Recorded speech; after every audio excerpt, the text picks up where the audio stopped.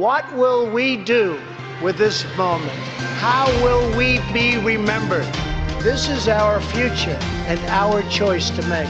I am asking you to choose greatness.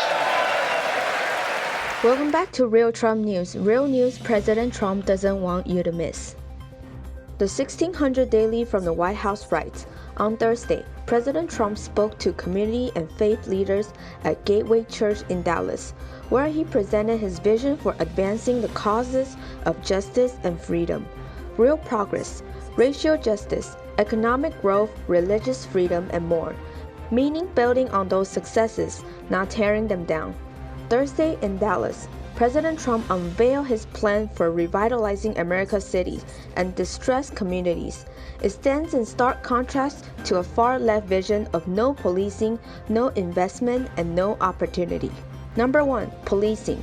The president announced that he is finalizing an executive order to encourage police departments nationwide to meet the highest standard in the use of force by police officers, including tactics for de-escalation.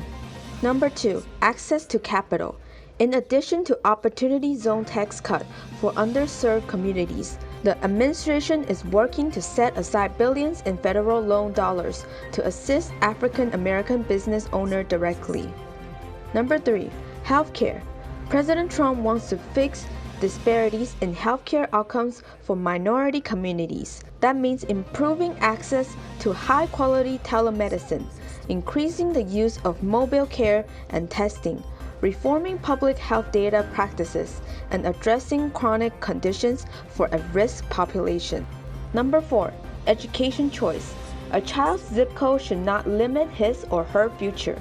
President Trump is calling on Congress to enact school choice immediately, finally giving African American children real access to high-quality education. Next, Brian Brandenburg writes on Fox News, proponents of defunding the police claim to be seeking justice and equality for minority communities. It's the right goal, but the approach risks moving our country in the opposite direction. The kinds of interactions that makes local economies work are not possible without peace and security.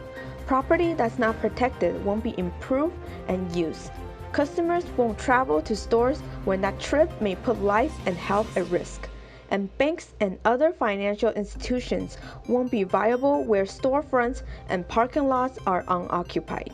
Economic opportunities require the peace and security that effective law enforcement provides. This Wednesday, Press Secretary Caitlin McEnany just shared some terrific news. Pundit was stunned on Friday, for example, when he first saw the monthly job report for May. After so-called experts projected that the United States would lose 7.5 million jobs last month, the economy added 2.5 million, the biggest monthly gain in history. The Washington Post reported it was, as economist Chris Ruki emailed, the biggest forecast miss of our life. What the heck happened? In short, give some credit to government relief efforts, especially the Paycheck Protection Program, for bringing back jobs. In fairness to media, they're used to the slow economic recoveries of the past, such as the weak growth seen under former President Obama, but the Trump economy is different. Bolstered by pro-growth, pro-worker policies that created wealth broadly, cut down income inequalities, and dropped unemployment to the lowest rate in 50 years. Vice President Mike Pence says, because the patient was strong in the beginning, because of the policies that President Trump put in place to cut taxes, roll back regulations, unleash American energy, fight for free and fair trade, we created more than 7 million jobs before the coronavirus struck. Now, we're rebounding quickly.